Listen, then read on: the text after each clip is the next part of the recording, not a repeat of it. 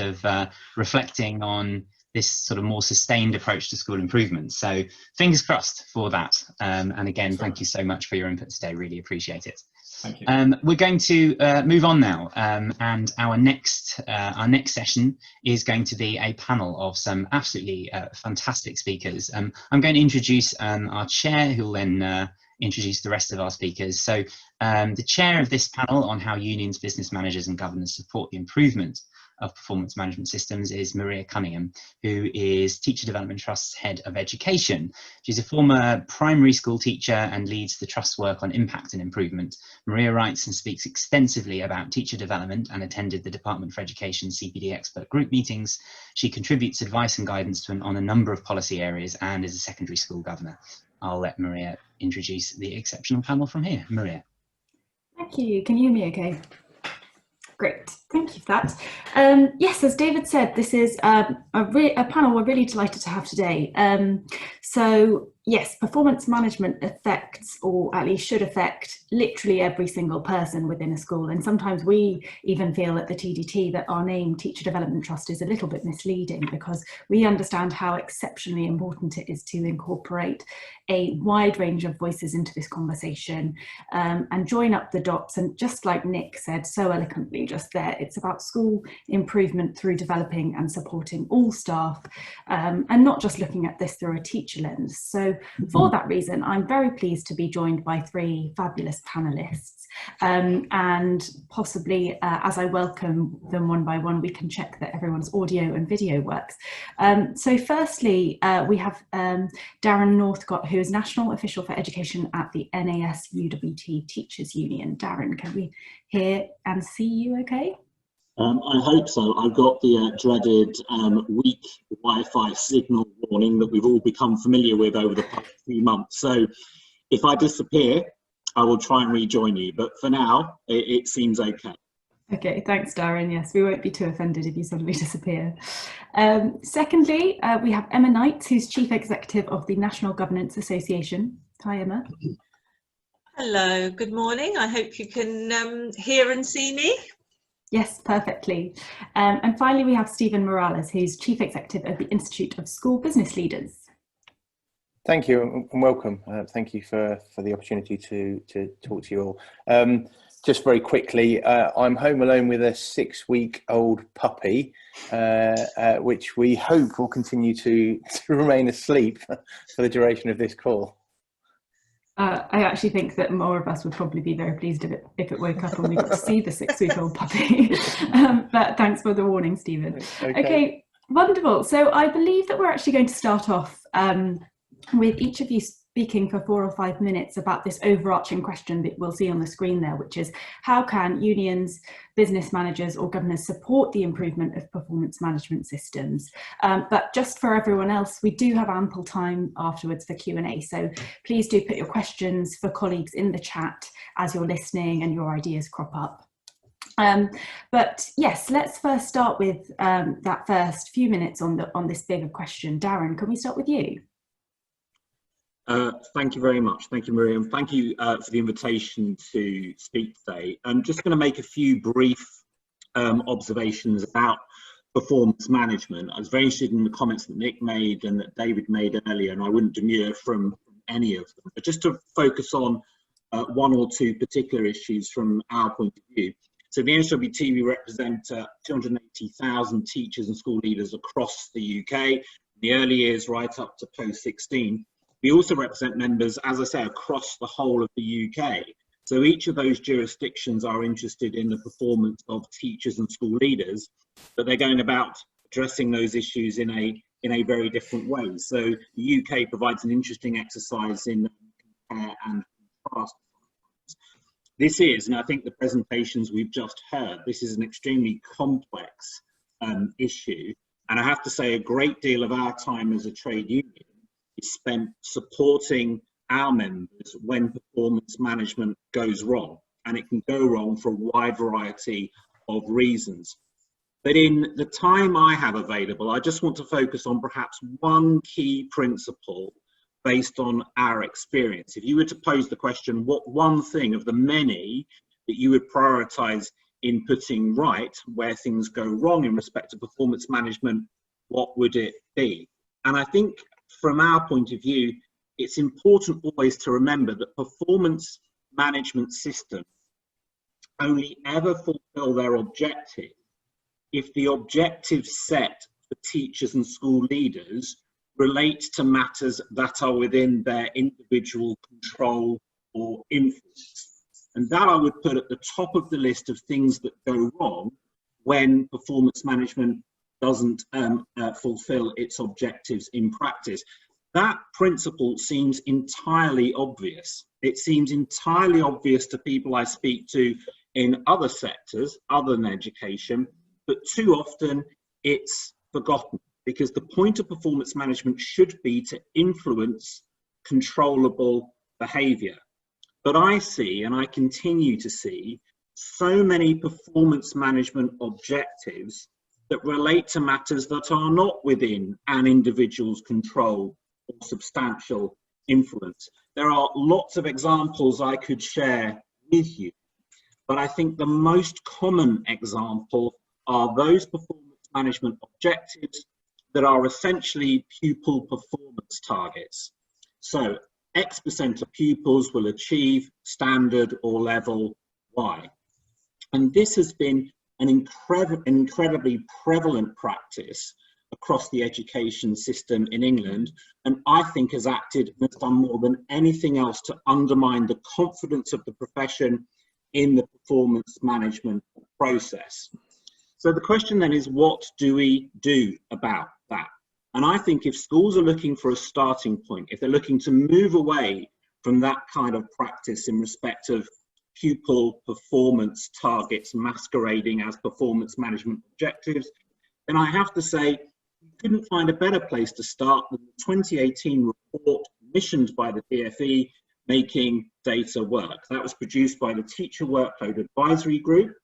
It's endorsed by Ofsted, it's endorsed by the DfE, it's endorsed by all nationally recognised trade unions, and it's endorsed by the MGA. So it has a wide variety of endorsements. And it sets out some really clear, simple, straightforward things that schools can do, and they can do now, to begin to address those issues. And I think it's worth just highlighting one or two of the themes that came out from that report, some of its conclusions. It says, and I'll quote, "Teachers should have goals that are within their control, that are closely tied to actionable behaviours, and that are aspirational and achievable." I have to say that I see lots and lots of performance management objectives that do not meet that basic test. That pupil assessments, grades in lessons, and scores following book scrutinies are all poor proxies for whether or not somebody is teaching well. That is true, again, and I would support that view. I see lots of performance management objectives that do not reflect that basic principles.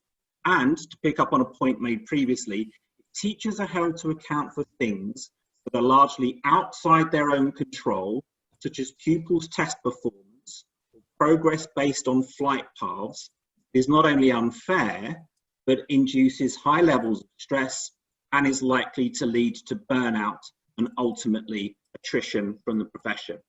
So to conclude, one of the big challenges that we all face is to restore the trust of teachers and school leaders in the performance management systems in their schools. We've heard some really interesting ideas about how that might be done, but I would say at the heart of that is making sure that no teacher and no school leader is held to account for an objective that really they have no control over or no substantial influence. I'll stop there. Thank you, Marie. Thank you, Darren. That was impeccable timing and really interesting. I've already got a couple of questions that I have banked for you in a moment, and I know that there are some coming through the chat as well. David's also linked that Making Data Work report that you referred to, so do go and have a look at that, colleagues, if you haven't already. Emma, I'm going to come to you next and ask you the same question, but specifically thinking about governors. How can governors support the improvement of performance management systems? Thank you, Maria, and thank you so much for including boards in this. We sometimes get overlooked, and you won't be surprised to hear me say from NGA, we think they're incredibly important in terms of setting the culture and the practice well. In one way, a number of things I was going to say in my introductory 4 or 5 minutes have already been touched on by David and Nick and now Darren, but actually I think that's quite good, because one of the points I was going to make is the time is now. So to come on to those points, you know, question that David just asked, is like, why hasn't this happened quite a long time ago? And I must admit, I was quite stunned when I joined the school sector, incredibly over a decade ago now, to find that the way in which schools performance managed staff seemed to me behind the curve, even behind the curve in the third sector that's often thought to be quite fluffy, but actually we were probably a darn sight better at developing our middle leaders to performance manage better than we do in schools, and possibly still do in schools. And that brings me on to the point again, which people have talked about language.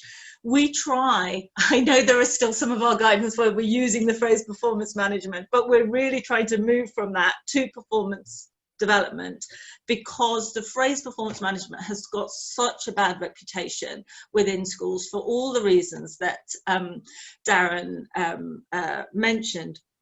So last week, as Darren may know, I had a meeting with his boss, Patrick Roche, and amongst things on discussion was this. And I think we might come at appraisal from a different angle. And after the conversation, we were like, no, we are completely on the same page here. So I think the fact that organisations such as yours, school leaders, NHT, ASCL, boards and the teaching and staff unions are all giving a very, very similar message. And that then fits with the point about, you know, who's in control. Actually, we are. In terms of the school sector, we don't have to wait for the Department of Education to tell us how to use good, what in effect is human resources practice. But again, that's an area that we don't give enough credibility to in schools. We talk absolutely rightly and properly about developing teaching and learning, but we don't always talk about developing those management skills in order to develop teaching and learning well. So as David says, what a day to be doing this. We've just had the new head teacher standards, and all the skills that head teachers need to deploy in terms of managing staff are sort of shoved in with managing budgets and managing risk in a standard that's called organisational management. And we really wanted to see more of an emphasis on actually how do you really develop people well. There's a bit more, as David says, of that in a separate standard, but I think it's time that we as a sector sort of own this and say, actually, if we do this well, it can make a big difference. So just 1 or 2 quick points, because I know we're going to have a discussion afterwards. Nick talked a lot about culture. And the boards need to be setting that culture along with school leaders. And we've just published last week, so when I finish speaking, I'll stick a link in the chat to the 2020 edition of one of our favourite pieces of guidance. It's one of our most downloaded pieces of guidance called Being Strategic. But it looks at that first core responsibility of boards, which is setting vision, ethos, values and strategic direction. And we've added more into this edition about culture, published it alongside NHT and ASCL, and we think that was a really important thing to do, that it's owned by the leadership as well as governing boards. So we're on a bit of a mission. We have been for 2 years, but I think again, it goes back to the time is now, that I don't think if we did our piece of research again, we would necessarily see huge amounts of progress. Because in 2018, we did a little bit of research looking at how governing boards actually conducted head teacher appraisal, because obviously that's the part of the performance management system that they're directly involved in. And to be frank, it was a little bit disappointing. It was a little bit old-fashioned. So we started on this mission to try and get people to do, as Darren was really describing, moving to intelligent objectives. I mean, we've used that phrase SMART, haven't we, objectives, for years and years and years, but that somehow gives people the idea that they have to be always quantitative. They turned out not to be very smart, and I absolutely endorse what Darren says. People still are a bit fixated on using other targets from elsewhere. I mean, we don't even use the word targets, and it upsets me when I see people on Twitter talking about what targets they've been given. It's like, no, even that word drives the wrong behaviour. So I think if together we can really start looking at what are those objectives that mean that people focus on improving their role within their team. And I think that was a good challenge that David gave at the beginning about teams are incredibly important to this. And I have worked in many teams where actually objectives were shared. So actually you didn't just know what you were trying to do, but you looked at what other people were trying to do, and together you were, you hope, fulfilling the objectives for that whole department. So that takes me to the last point, perhaps, before I be quiet and let other people in, which is in terms of that role of appraising head teachers.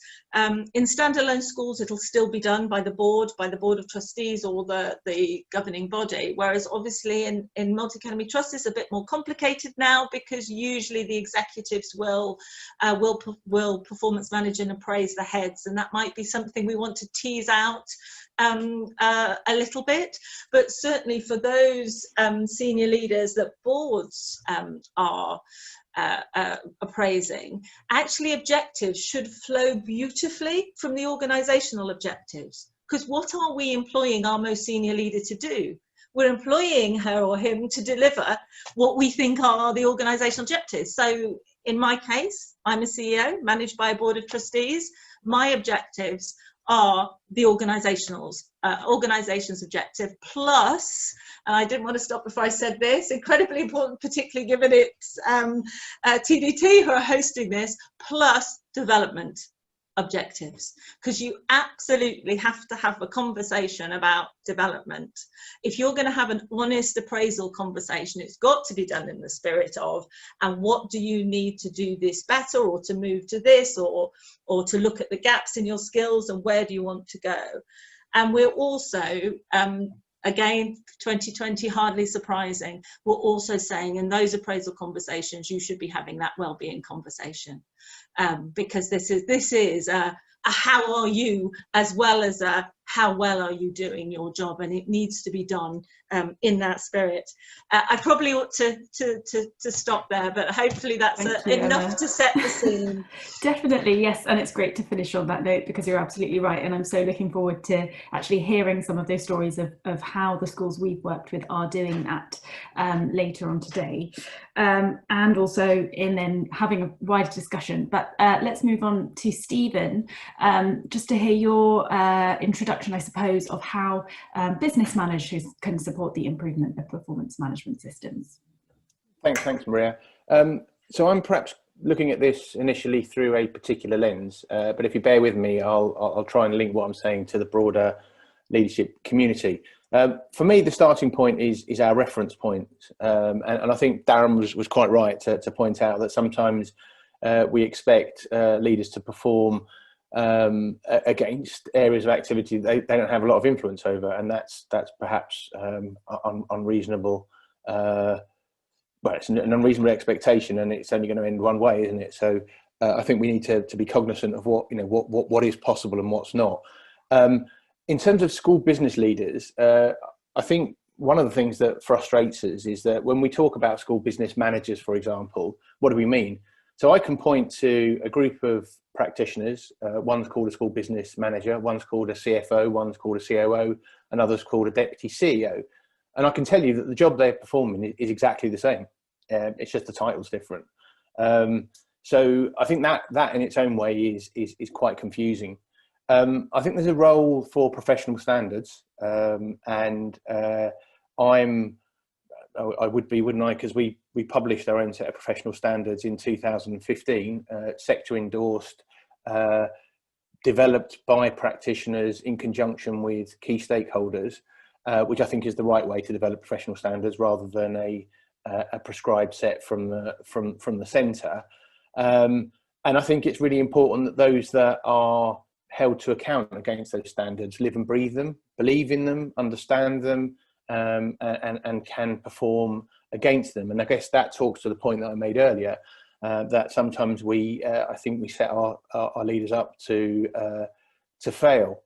In our experience, the professional standards have bedded in really well with our practitioners. There's a piece of work to be done in terms of the broader education community. I mean, we still see, interestingly, multi-academy trusts advertising for COOs, CFOs, and in the essentials column, it says must be ACCA qualified. And the point I'm making is very specific. It's not just a qualified accountant. They want an ACCA qualified accountant. My question is, why? What's the rationale for that? And I think if you do a bit of digging and probing, I think sometimes those job descriptions are developed and the answer to that question why can't be answered. So again, in terms of reference points and what does a rounded leader look like, albeit with particular niche expertise, I'm not sure as a sector we are. I don't think we are consistent in our approach, and I think that needs to change. There's also this other dynamic that I think is emerging across the system, and that is what I refer to as leadership convergence. So within the ISBL community, we talk a lot about 3 flavours of leadership: specialist, generalist, and executive. But I think that cuts across both pedagogical leaders and non-pedagogical. And indeed, you could go specialist, generalist, executive, and then there's this Venn diagram where, particularly as you move through those executive roles into a role across a group of schools, that convergence of leadership, the boundaries become very frayed in terms of whether you're responsible just for pedagogy or for operations or for risk management. And in fact, I think the 2 sets of leaders are rightly leaning into each other. I'm not convinced that the development programs yet do enough to cross-fertilise. So we still tend to operate a little bit in our own silos. So there's a bit of work to be done there. And finally, I think we need to. Well, first of all, I think we're expecting too much of some of our leaders. We're expecting them to be accomplished chief executives, expert project managers, really across business continuity and risk management. I mean, COVID, if it's done nothing else, has exposed a lot of that, whilst also being brilliant heads of learning. And I think those expectations sometimes are unreasonable.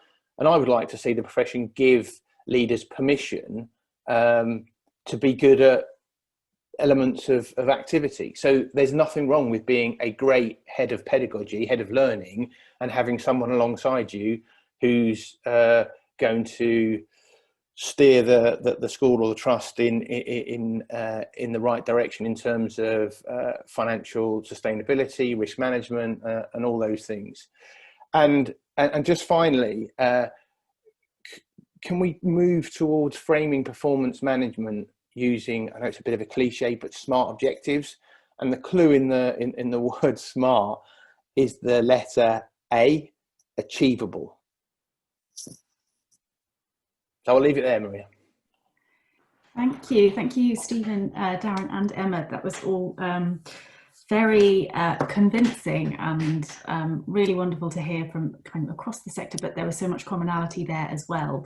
I think particularly in terms of, exactly as you just said, Stephen, these achievable objectives and making sure that objective setting for every member of staff in a school is really meaningful. And so to that end, let's actually go to the chat, if you don't mind, Darren. I think this question might speak to what you initially brought up around generic pupil kind of attainment targets. And Kate's asked, do you think that a pupil performance target is okay as long as the reviewer has the flexibility to listen to the story behind the student's performance? I think that the whole of that question, I think, is very interesting. I think it's important, first of all, to note that those systems, we call them value-added systems, we can all name them, and we're always very clear that the most they ever do is produce estimates. They produce a starting point for discussion. What always interests me is that in many schools, many of those estimates for pupil attainment, which are based on, I'll use a word that is rather controversial these days, they're based on an algorithm based upon prior attainment of other cohorts.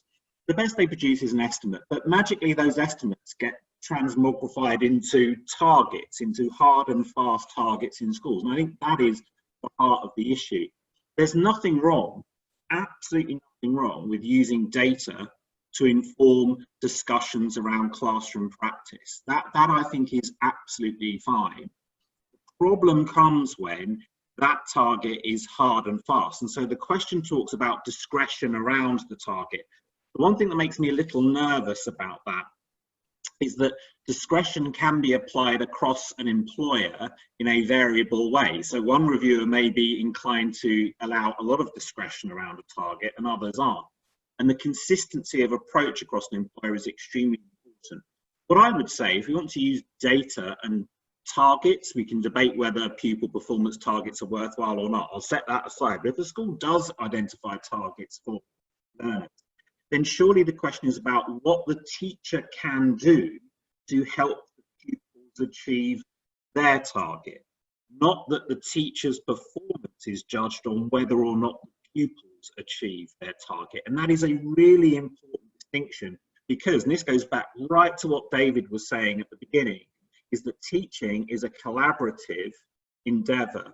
So what happens to individual students in a particular class depends absolutely on what that individual teacher does, but it depends upon what else happens in the school.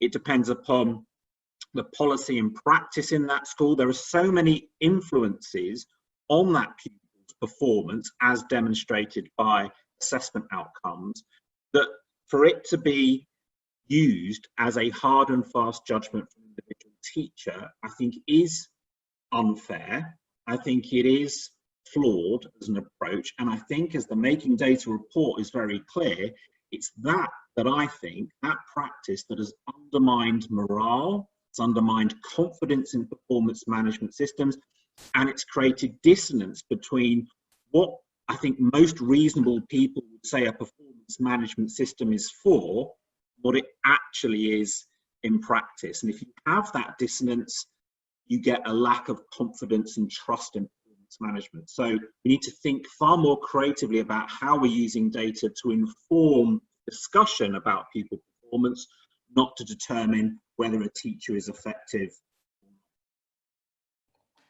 Absolutely, thank you so much, Darren. And I think that leads on nicely to something else I wanted to ask all three of you. We're talking about this sort of high stakes data reporting, and often when we at TDT have gone into schools, that has, exactly as you said, diminished trust in the whole process of performance management or appraisal, as well as then gathering evidence for what to certain individuals are meaningless targets. So that becomes a workload issue and a burdensome task. Sometimes then we find that head teachers or school leaders can be reluctant to reduce that evidence gathering side of appraisal systems in case it, for instance, leads to HR difficulties down the line. How can we reassure head teachers that this is a useful and meaningful route to take in terms of cutting back on that data gathering?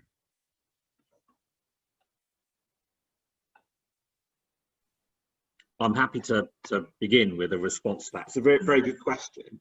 So we have a culture in schools, and this is not just performance management, this is more broadly of, if in doubt, gather data and gather information. And you see that a lot. You see that with a lot of assessment practice, certainly in schools where the emphasis has been on the quantity of data that you collect rather than the quality of the data and the quality of the information. Obviously, all performance management systems need to be informed by evidence.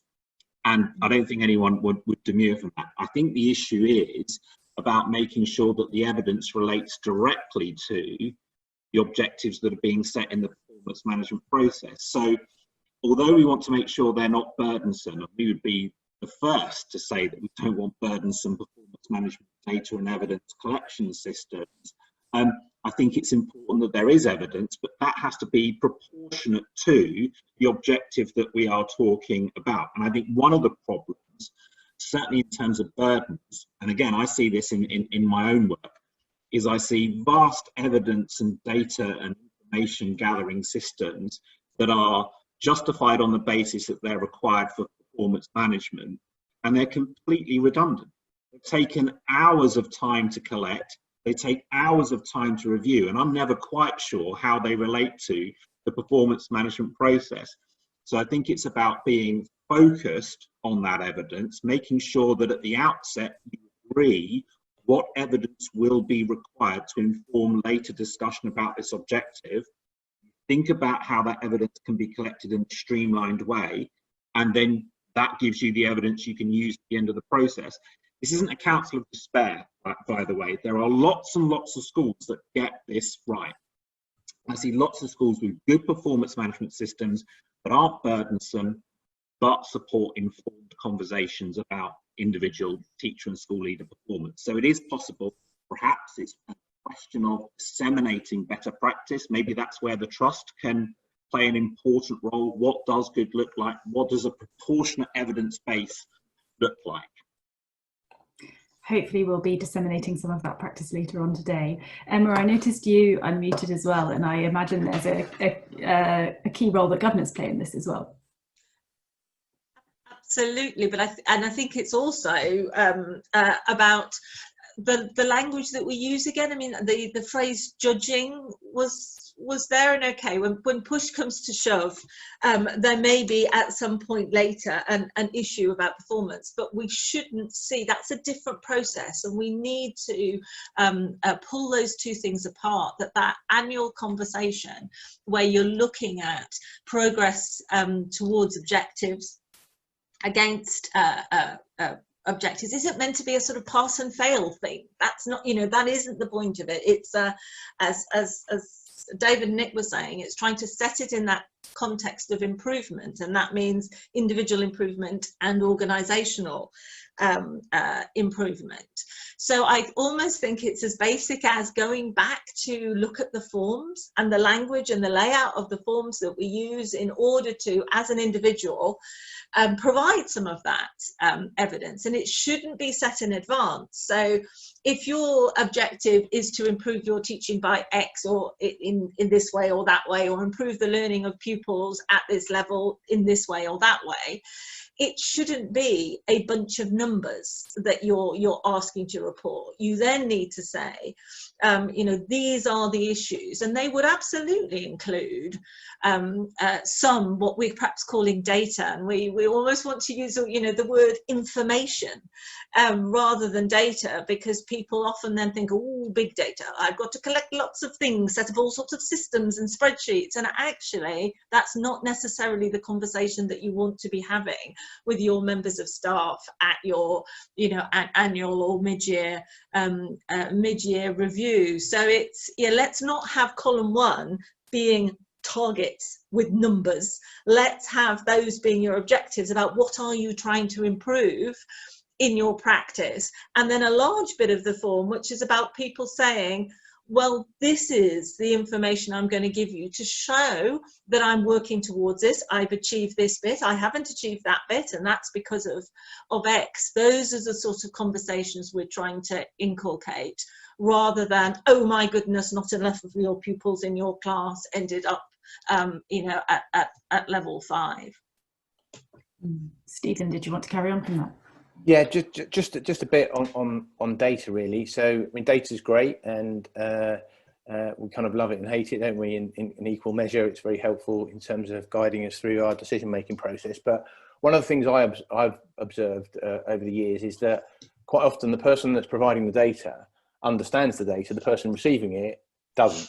And so it's really important that we're able to produce information that the audience can digest. And quite often, the person that's performance managing the individual that's giving the data or the evidence doesn't understand the role or doesn't understand the intricacies of that data. So there is a piece of work to be done to get the person who is the appraiser, if you like, the person that's holding the individual to account, or the group of individuals to account, for example, trustees within a multi-academy trust, or governors in a school, or SLT if it's a middle leader. They've got to get up the curve as well in terms of understanding what it is that they're asking from their people.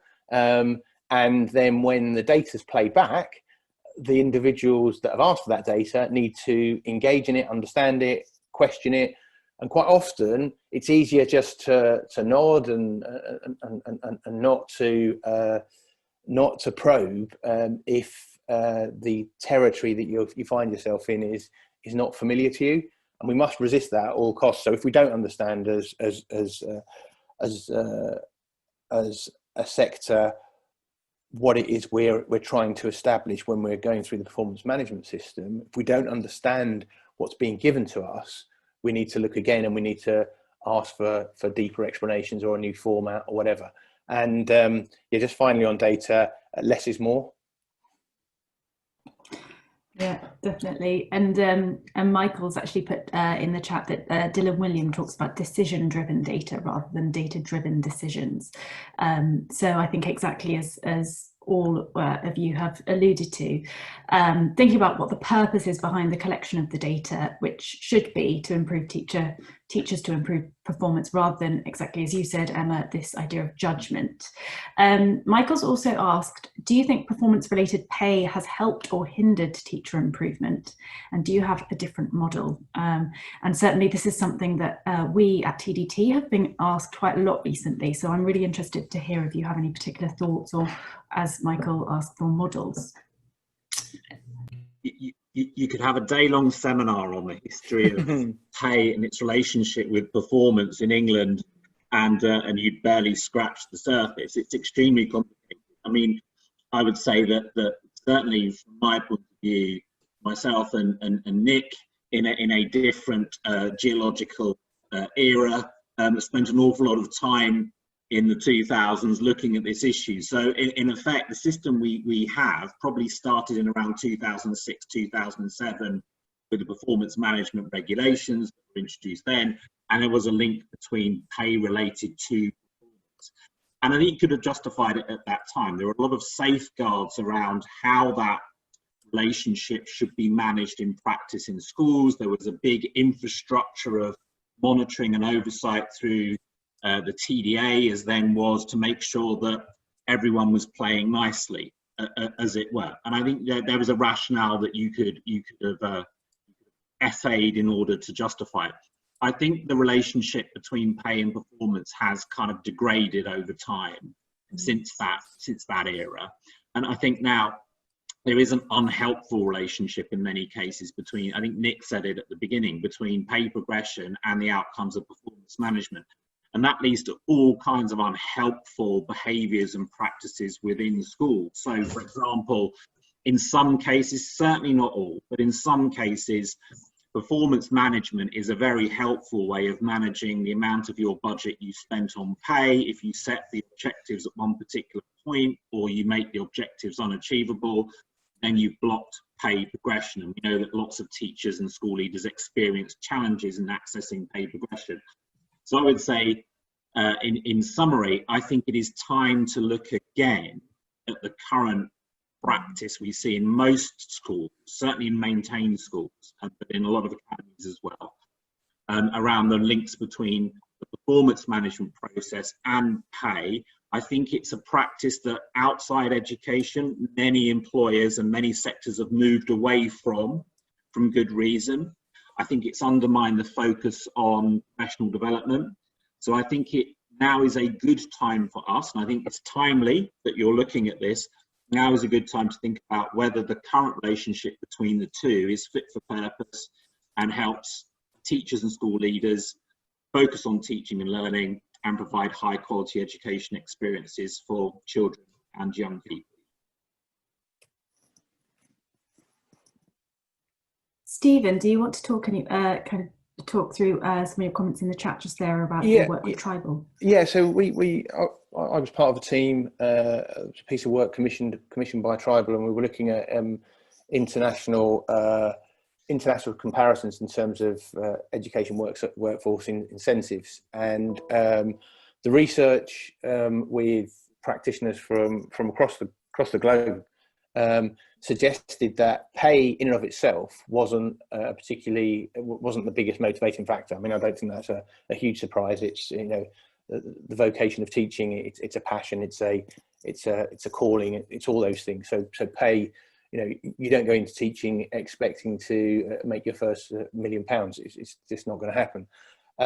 So pay in and of itself, it appears through the research that we carried out, wasn't high on people's agenda in terms of serving their intrinsic needs. However, being treated equitably as a professional, as you know, and having that status in society was important to the people that we surveyed.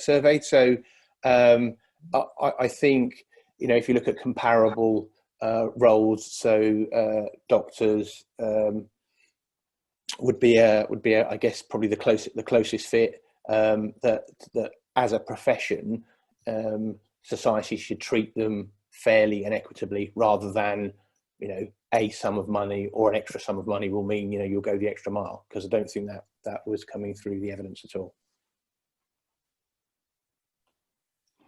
Great, thank you. That's really interesting. And I might then pick up on a question that's just come through, which is that many schools are using the teacher standards, meeting or not meeting them as a developmental line of inquiry. And many schools are using the teacher standards as a way of reviewing performance rather than more of a developmental line of inquiry.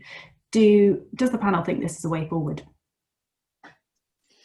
Can I come in on that? Because it's something we've been thinking about a lot with the new head teacher standards being published today, and how they can be used for performance management of heads. So not exactly the same question, but very, very similar.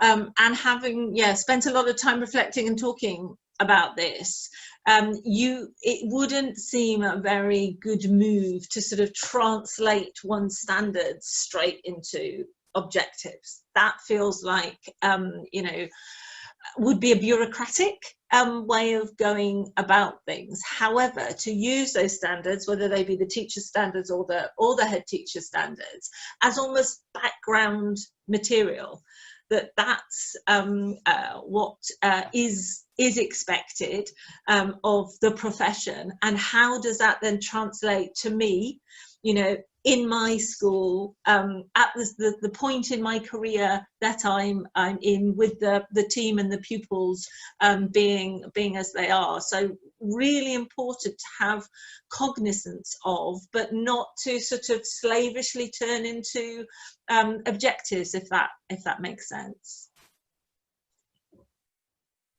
It definitely makes sense. And just to continue from this point about performance-related pay, Nick has put an excellent summary of some of the evidence in the chat, which I would urge you to read and possibly visit some of it if you want to delve into this further. Right, I have one last question. We haven't really covered the role of inspectors and improvement advisors, and so I'm interested in what you all think about the role that they should or perhaps shouldn't play in improving schools' approach to performance management. Who would like to start on that one? Oh yes, please. I think, though, we then go back to the point of who are the knowledgeable people in the system and who do this well. Because actually, if somebody who is now an external consultant or inspector has actually been subject to really rather rubbish performance management in their own lifetime within schools, do they know what good looks like? And I think we come across that an awful lot, actually, that throughout the system you've got people even at senior levels who have never seen appraisal as a force for good in real life, and they think that we're just being it's just a form of words rather than something you can actually make happen. So I think even you're having this conversation today and us trying to share practice from some trusts and schools who are getting it right now is the real game changer. So I would be a bit worried if other people who don't, to be frank, always know what they're talking about on this started laying down the law. And it perhaps goes a bit back to Stephen's point about let's acknowledge who has expertise in what. We don't all have to be absolutely fantastic at everything, and that's why we develop leadership teams, isn't it? So we bring other people in who complement our skills and expertise. So I think it's a bit like we don't need to be told by DFE. We don't need to be told from Ofsted either. Thank you very much. And I do worry that it's an area where the inspectorate doesn't know enough and maybe needs to do a little bit of genning up itself. And we helped them about 18 months ago learn about multi-academy trust governance because they didn't really understand that structure. And I think somebody now perhaps needs to do the same with the inspectorate to really talk about that relationship of how school improvement and staff performance development work hand in hand for the same end. Just to add, I agree with all of that. I think if you talk about some of the poor practice you see in respect to performance management, so this use of pupil performance targets as teachers' performance management objective, to a large part that was disseminated across the system by consultants and advisors, and sometimes not consultants and advisors acting in an official capacity, those that were brought in by schools to advise on the establishment of performance management systems. And we can debate why that happened, but we know that the consequence of it is that you see quite a lot of poor performance management practice in schools. So I think that's important. In respect of inspection, we have a new inspection framework that was introduced in September 2019 that, because of COVID, has been put on a shelf, and there are discussions about when and if it should return. One of the things that inspection framework does is it thinks about how schools use assessment data. So there are provisions in it around the use of assessment data in schools, and it points to some of the conclusions that were picked up in that Making Data Work report. So there may be some contribution an inspection could make to that extent, but I would absolutely go back to what Emma said, which is we don't have to wait for Ofsted, we don't have to wait for the DFE. We are developing our awareness of what good looks like. The one thing I would say around the DFE's role is that the link between pay and performance is required for maintained schools. So it's set out in the school teachers' pay and conditions document and then the appraisal regulations. So maintained schools don't have a choice. They have to link their pay to performance. Some academy chains that have the discretion to move away from that have chosen to do so, and we would welcome the fact that they've done that.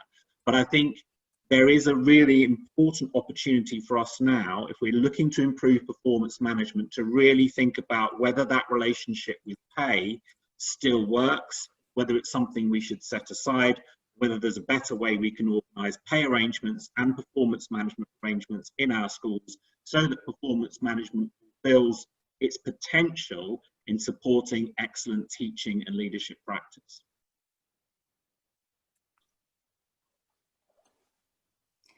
Stephen, did you want to add any thoughts on that? Yeah, I've just put a few notes in the chat box.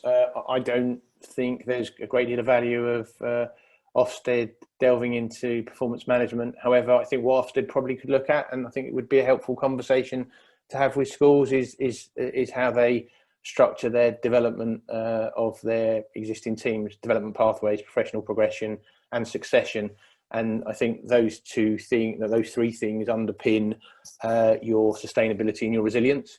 So I think that's an area that I think is, probably pitched at the right level, but certainly not getting into the weeds of, how a particular school is managing each of its individual teachers or broader leaders. I don't see that working at all. Well, thank you so much. So we have a few minutes left, although no one, I don't think, will be too disappointed with an early coffee break. But I wondered if Stephen, Darren or Emma, any of you had any last remarks or anything you feel like you haven't yet had the opportunity to put across to colleagues today. I'd have a lot to say about the teacher standards, but we don't have time. They really should not be a checklist for performance, and absolutely that is critical. Because if they are, what you end up with is teachers and now leaders with the leadership standards. Effectively, that turns performance management into a checklist exercise every year, where the teacher is brought in to prove that they're not incompetent. The standards should be a backdrop to inform discussions around performance management. They should not drive it. Yeah, I would concur with Darren, and our experience of professional standards is that it is the blueprint for practice. It's the reference point for your progression, and there are expectations set out in our professional standards in terms of where you are in your career and the kinds of things that you should be across. But it certainly isn't, a document where there's a pass and a fail. If you're weak over here and you're strong over here, on aggregate, you've not achieved. It's a way of navigating your way through progression and development. That's the point of professional standards. Certainly not some kind of almost MOT, and you go through ticking pass fail. And I think just as a final thought, I think what we found today is that it appears really that all of us have that same approach. And I think, Maria, you and David have sort of really hit on a seam here, and whether there's I think more and more the players across the education sector are sort of taking on that role of producing things together, and it's so much more powerful when there are 5, 6, however many organisations who are all saying this is how we think we should do it. So I just wonder, David, you may already have thought about this, but it just really strikes me that this topic is one where actually some short, sharp joint guidance, if we can come up with it, with also some good case studies, could I think be really powerful. And I think people are wanting that to happen right now. Absolutely, I can see David looking slightly inspired right now, so thank you for that, Emma.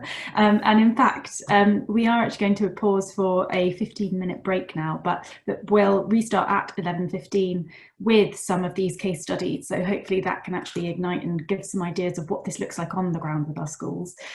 Just one last time, Stephen, Emma, Darren, thank you so much. That was a really juicy conversation, and it was an absolute pleasure to have it with you. As I say, colleagues, take some time, have a comfort break, tea and coffee, and we will start back again at 11:15. Thanks very much. Thank you.